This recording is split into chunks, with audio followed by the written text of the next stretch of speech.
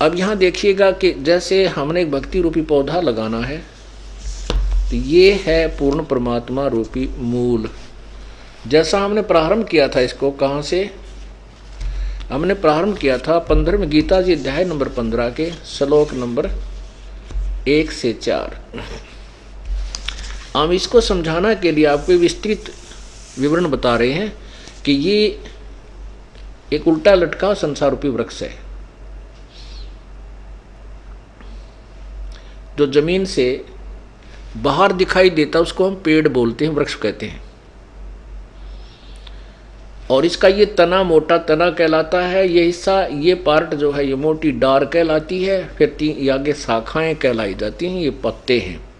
तो इसमें बताया गीता जी अध्याय नंबर 1 में कहा कि ऊर्ध्व मूलम अधः शाखम, ऊपर को मूल वाला और नीचे को शाखाओं वाला।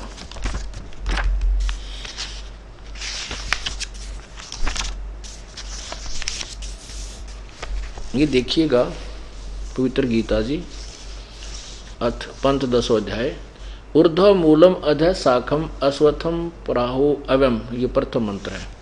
छंदासी यस्य प्रणानी यह तम वेद स वेदवित। इसका अर्थ है कि ऊपर को मूल वाला जड़ वाला, नीचे को शाखा वाला, ये अविनाशी उल्टा लटका हुआ पीपल, संसार रूपी पीपल का वृक्ष है।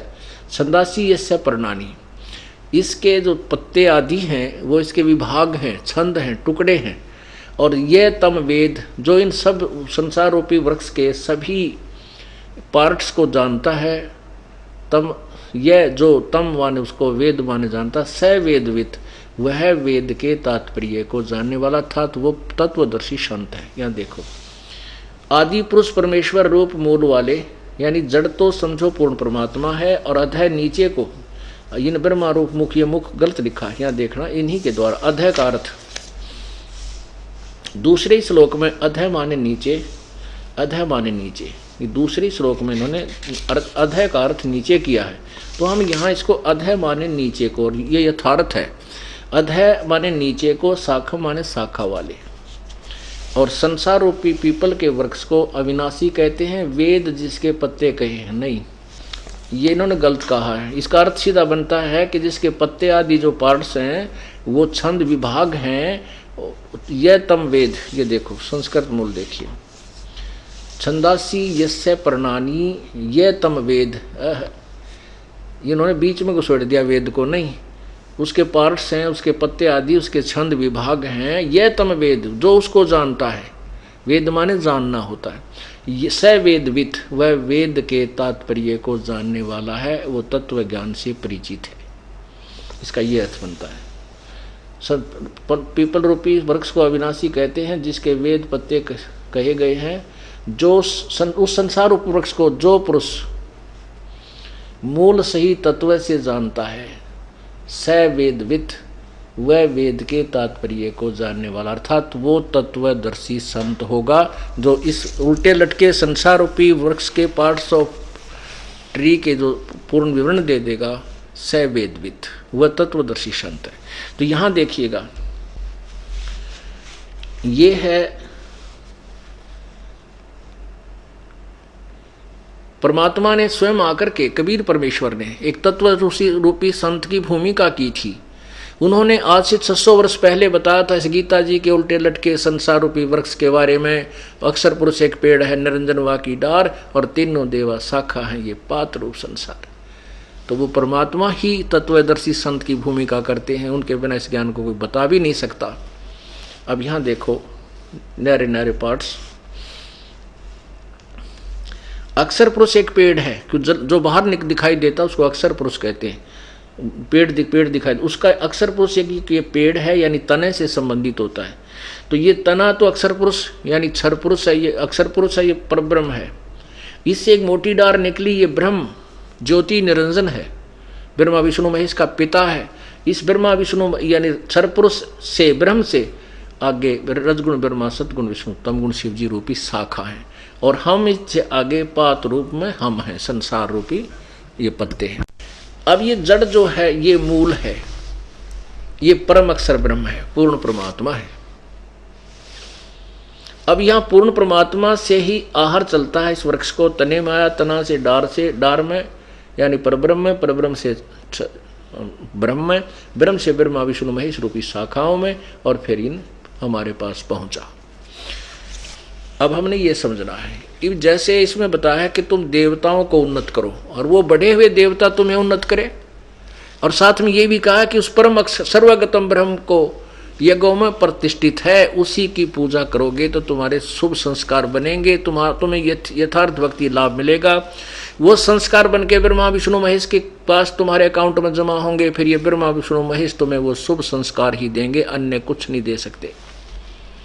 तो हमने पूजा तो पूर्ण ब्रह्म की करनी होगी, उसके बताए अनुसार चलना होगा, उसके बाद जो संस्कार हमारे पुण्य बनेंगे जैसे भी यहाँ के, तो वो फिर ब्रह्मा विष्णु महेश के पास जाएंगे, वो आपको वर्क डन देंगे, किए हुए कर्म का फल ही देंगे। और वो कर्म कैसे बनेंगे?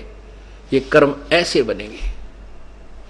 अब देखना, जैसे हम कोई भक्ति रूपी पौधा लगाना चाहते हैं, रोपना चाहते हैं, तो ये है प्रॉपर वे ऑफ प्लांटिंग, ये यथार्थ विधि है पौधा लगाने की।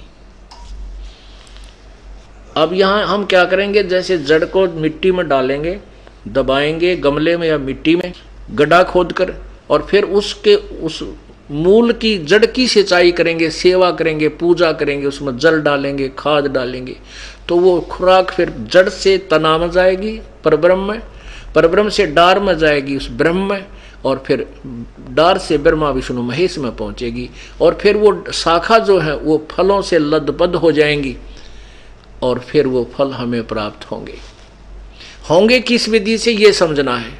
फिर देखिएगा, ये है यथार्थ शास्त्र अनुकूल साधना, अर्थात सीधा बीजा हुआ लगाया हुआ भक्ति रूपी पौधा। यहाँ हमने जड़ यानी पूर्ण परमात्मा की पूजा की, इसको प्रतिष्ठित किया।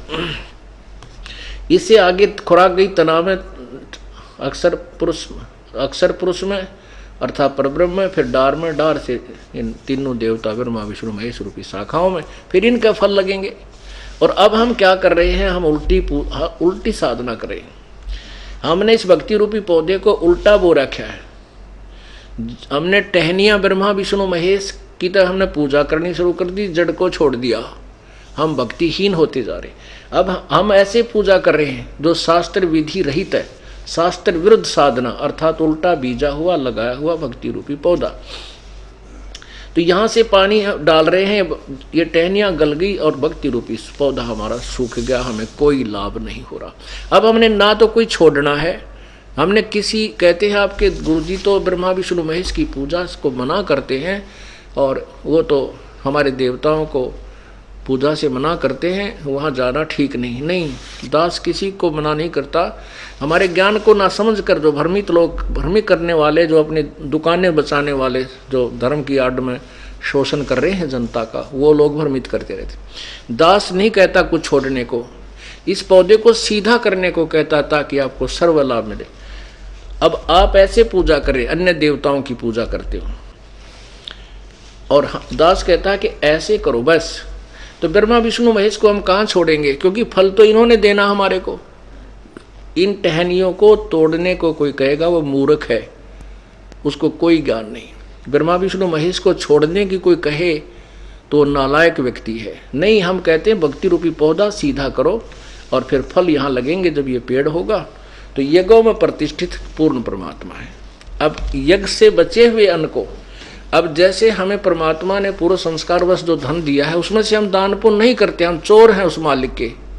और परमात्मा कहते, जिन हर की चोरी करी और गए राम गुण भूले, ते बिदना बागुल किए अब रहे उर्द मुख झूले। बागुल पक्षी बना दिए जाते हैं, वो कहते हैं मुख से खाते हैं और मुख से ही टट्टी करते हैं। वो बागुल पक्षी उल्टे लटके रहते हैं, ऊपर को पंजों से और नीचे को मुंह रहता है उनका, ब्राह्न माटी होती है। अर्थात महादुखी प्राणी हो जाओगे। जिन हर की चोरी करी और गए राम गुण भूल, परमात्मा की महिमा से जो अपरिचित होकर के और ये दान पुण्य करना त्याग दिया, उनकी दुर्गति होगी। अब यही ये कहना चाहते हैं अपनी पवित्र गीता जी कि जो व्यक्ति पर जो उन देवताओं के द्वारा दिए हुए, बड़े हुए देवता जो तुम्हें धन देते हैं, अर्थात जो तुम्हारे यथार्थ भक्ति मार्ग से जो तुम्हें धन मिला और उसमें से तुम आगे दान नहीं करते हो तो तुम कहते हैं वो चोर हैं, और केवल अपने उदर पोषण के लिए नाना प्रकार के पकवान बनाकर खाता है, दान धर्म नहीं करता है, कहता वो पाप को ही खाता है। अब यज्ञ से बचे हुए अन्न को खाने वाले, यज्ञ कौन सा है? धार्मिक यथार्थ शास्त्र अनुकूल साधना को हम यज्ञ कहते हैं, यानी यथार्थ अनुष्ठान कहते हैं। उस यज्ञ से बचे हुए अन्न को खाने वाले, अब देखिएगा, यज्ञ से अध्याय नंबर 3 के श्लोक नंबर 13 में, यज्ञ से बचे हुए अन्न को खाने वाले श्रेष्ठ पुरुष सब पापों से मुक्त हो जाते हैं। जो पापी लोग अपना शरीर पोषण करने के लिए अन्न पकाते हैं वे तो पाप को ही खाते हैं। अब 14-15 में स्पष्ट किया है कि संपूर्ण प्राणी ये अन्न से उत्पन्न होते हैं। अन्न की उत्पत्ति वर्षा से, वर्षा यज्ञ से होती है, और यज्ञ शुभ कर्मों से, शास्त्र अनुकूल कर्मों से होने वाले हैं। और कर्म तो काल ब्रह्म के द्वारा उत्पन्न किए जान, और ब्रह्म काल की उत्पत्ति अविनाशी परमात्मा से उत्पन्न हुआ जान, और इससे सिद्ध होता है कि वह सर्वगतम ब्रह्म, सर्वव्यापी परमेश्वर, परम अक्षर परमात्मा सदा ही यज्ञों में प्रतिष्ठित है। अब यहाँ से प्रसंग उठा था, वहाँ गीता जी अध्याय नंबर 4 के श्लोक नंबर 31 में कहा कि यज्ञ से बचे हुए अन्न को खाने वाले श्रेष्ठ पुरुष पापों से बच जाते हैं। क्योंकि जो साधना शास्त्र अनुकूल नहीं करे वो तो पाप कर रहे हैं, साधना करते तो भी पाप कर रहे हैं, और जो शास्त्र अनुकूल साधना करते हैं वही पापों से, उन होने वाले शास्त्र विरुद्ध साधना से होने वाले पापों से वही बचते हैं जो यथार्थ साधना पूजा करते हैं।